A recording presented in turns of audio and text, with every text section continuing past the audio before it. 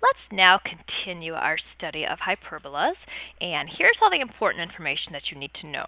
Okay, for hyperbolas, the slopes of the asymptotes, there's two of them, plus or minus, and slope is always rise over run. So we've got r sub y over r sub x. There's two slopes.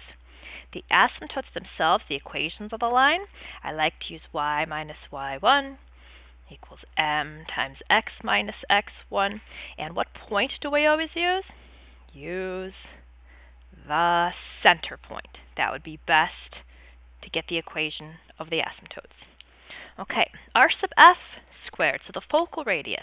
This is going to be r major squared plus r minor squared.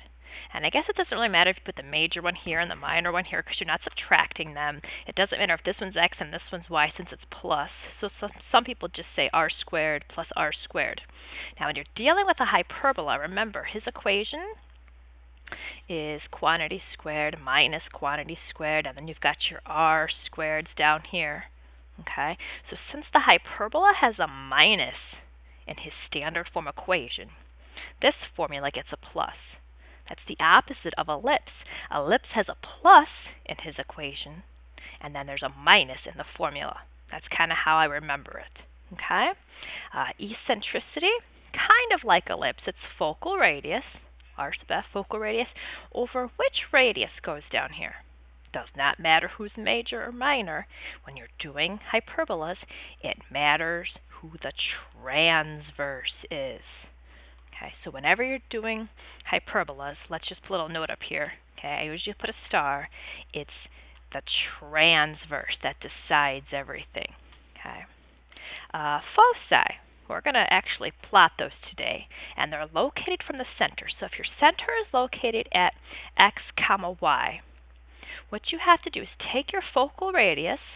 Okay, so if this is your hyperbola and this is your center, you go so much to the left and so much to the right and get inside of your hyperbolas.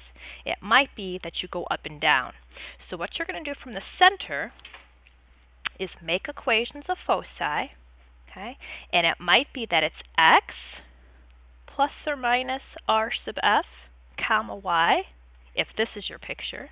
Okay, or maybe it's x comma y plus or minus r sub f.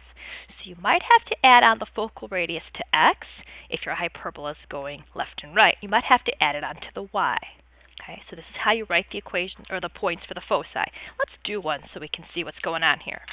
Okay, the first thing we have to do is put this in standard form. So let's complete the square. X's are positive, so I'll put them first. And I'm going to factor out of 4 to get x squared alone. Factor out of 4, it's going to be minus 6x, leave some space. I'm going to factor out the negative from y, so y squared is alone. That's going to make him a hyperbola. This is going to change to minus 4y, leave some space, 16. Get on over to the other side and be a negative. Okay, it's time to complete the square. Half of negative 6, negative 3 squared makes a 9, plus 9. It's always plus. But it's not actually 9, it's in disguise, so let's go ahead and add on 36. All right, let's take a look at the right hand, or the y's rather. Half of negative 4, negative 2 squared is plus 4, but it's actually a negative 4 in disguise. All right, let's go ahead and factor this. Perfect square trinomial. This sign right here tells you plus or minus, minus 3 quantity squared. And this is going to be y minus 2 quantity squared. Negative 16, negative 4, negative 20. 36 minus 20 is 16. Let's go ahead and divide all terms by 16. Okay, so since it's got a minus, it's a hyperbola. If it had a plus, this would be an ellipse. Cancel, cancel, that's a 4. I've got x minus 3 quantity squared over 4. Minus the quantity y minus 2 squared over 16 equals to 1. Okay, here's standard form. This one's called general form, but this one's easier to graph. The first thing I'm going to do is take a look at the equation and notice who the transverse is. X is the positive, X is the transverse. I like to just kind of put a little star right there. That determines a lot of my information and how to draw the graph. So r sub x, the radius in the x direction is 2. The radius in the y direction is 4. To figure out the focal radius, we're going to need to use that equation. Focal radius squared is r squared plus r squared. He's got a minus there, so this is going to get a plus. And it doesn't matter if you put the 4, the 16, or the x, or the y, or the major, or the minor, because you're adding them. So there's a couple places you could look. You could look at this number right here, which is already squared, or you could say, what's 2 squared? I like to look right here because this is in squared form, or you could say 4 squared is 16. R sub f squared is 20, so when you square root it, radical 20 is the answer. I will simplify that though. 20 is 2 times 2, 4 times 5, so 2 gets to come out. So that's a nice, exact, simplified answer.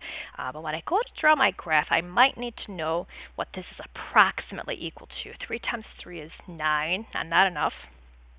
4 times 4, 16. That's not enough. 5 times 5, 25 is too much. So it's 4 point something. And that's enough to put the foci on the graph.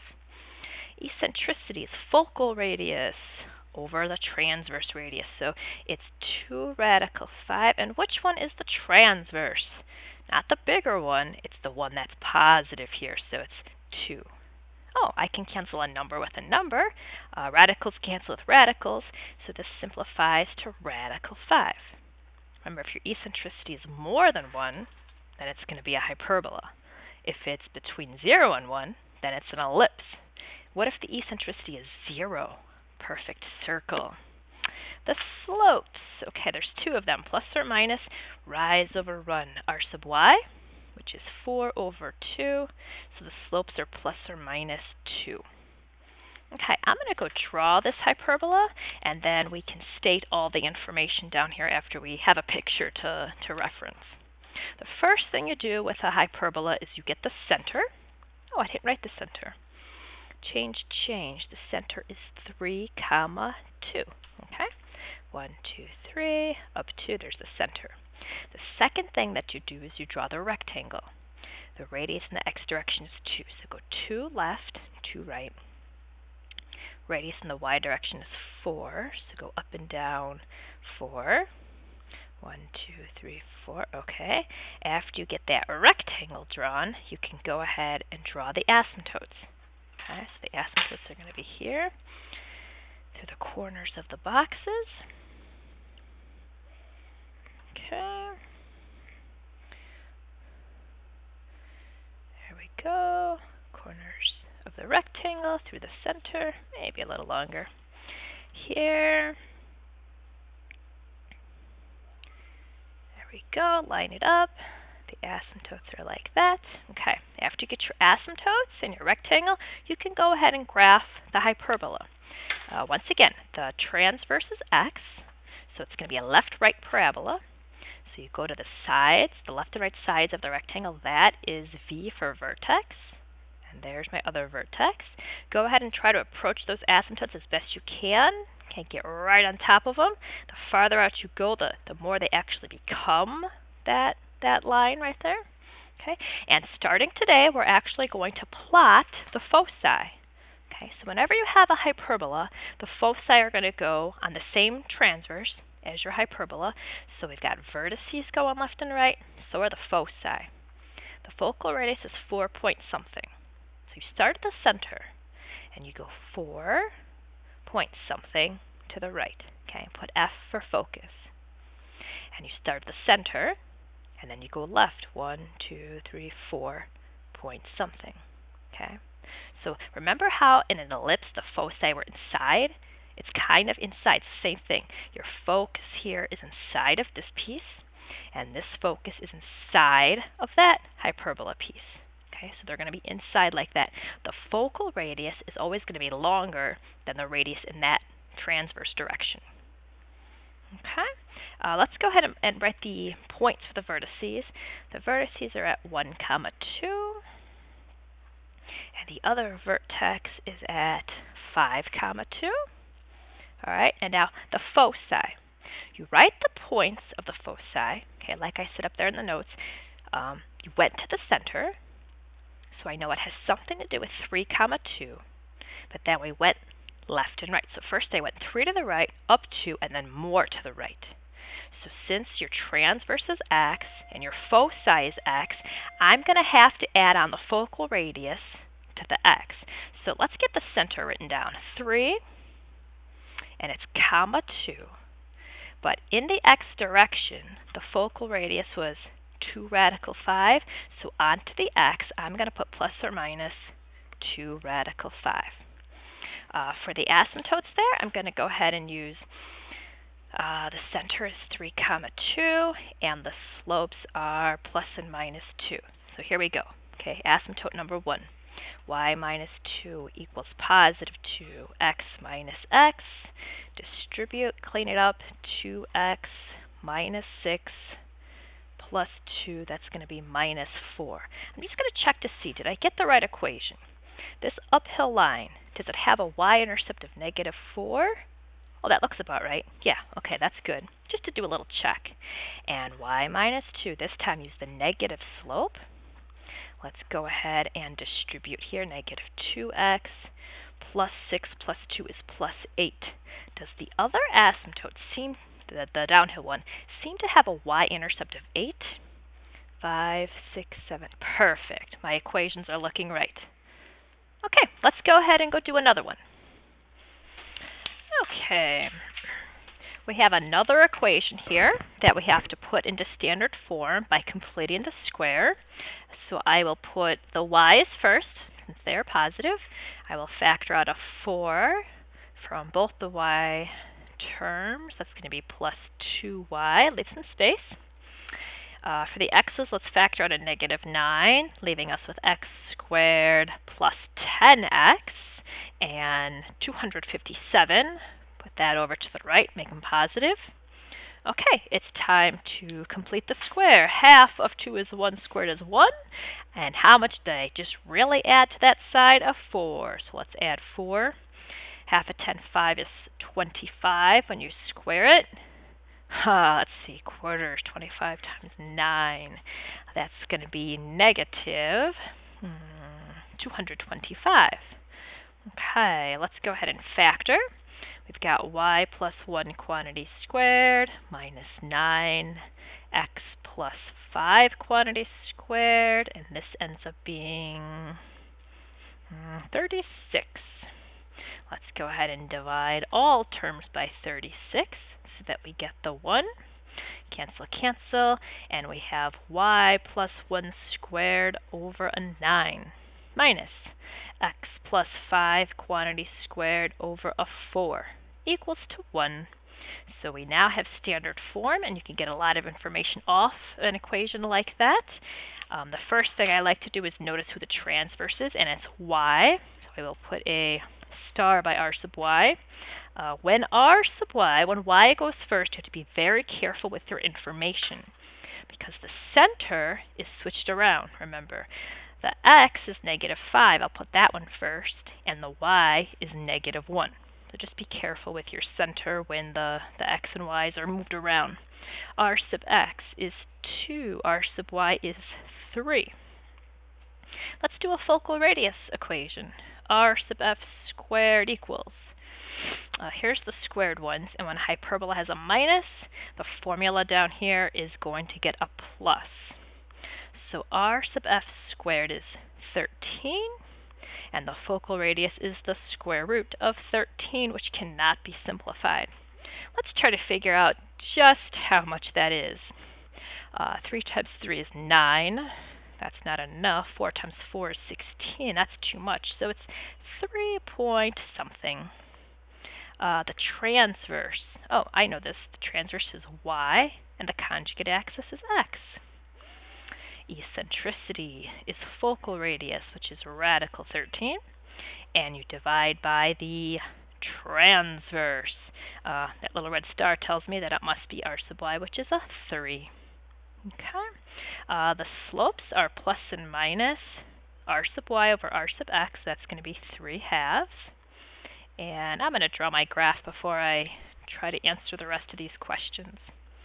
So let's go to the graph. The first thing you do is graph the center. Negative 5, negative 1. R sub x is 2. R sub y is 3. Graph the rectangle 1, 2, 3. After you graph the rectangle, go ahead and graph the asymptotes. Okay, so let's see. Get this lined up.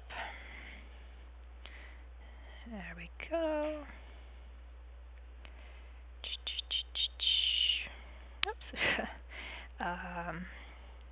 Get this one over here lined up.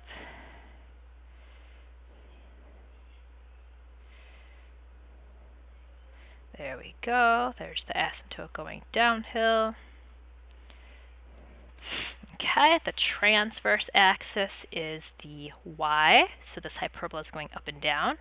So I will go to the corner, the edge, go to the edge of the rectangle right there and put the vertex, V for vertex, V for vertex, hyperbola going up and down, just like that. Okay, let's go ahead and state those vertices since I just drew them. -5, 2. And the other one is -5, -4. Okay, the foci are points. So let's graph the foci first using the focal radius. So you put the center, and they're going to be going up and down. They're on the transverse axis, and it's 1, 2, 3 point something, F for focus. 1, 2, 3 point something, F for focus. It's just past the vertex right there. The foci are interesting because if you pull them down, the hyperbola, as you pull this down, gets wide and fat. And as you push the focus point up, it gets really skinny, kind of like a parabola. So to graph the foci, I first went to the center, then I went up and down. Right? You went to the center, and then from the center up and down. So when you're writing the foci points, put the center, -5, -1. And since we went up and down, that's a y value. Let's add on plus or minus. How far did we go? Radical 13. Okay. How about the equations of the asymptotes? I'm going to use the center point, -5, -1. And I'm going to use the slopes of plus and minus 3/2. Okay, here we go. Asymptote number 1. I'll do the uphill one first. Y minus -1 equals m 3/2 times x minus -5 is +5. And then we'll go ahead and distribute 3/2 x. And then we have 15/2 minus 1. 15/2 minus 1, I'll say 2/2. So we're getting 3/2 x plus 13/2. 13/2 is 6.5. Does it look like this asymptote crosses at 6.5? Yeah, 6.5. Perfect. Okay, just a quick check to see if you're in the right vicinity. Number 2, y plus 1. It's the exact same equation, except you make the slope be negative, because the center point is the same. And so distributing it in, we have -3/2 x. And then we're going to have minus 15/2 minus the 1 is 2/2. And so -3/2 x minus 17/2. So the second equation looks like it might have a y-intercept of -8.5. Let's see. Oh, good. Yes, -8.5. Just a quick check. Okay, I can't wait to see it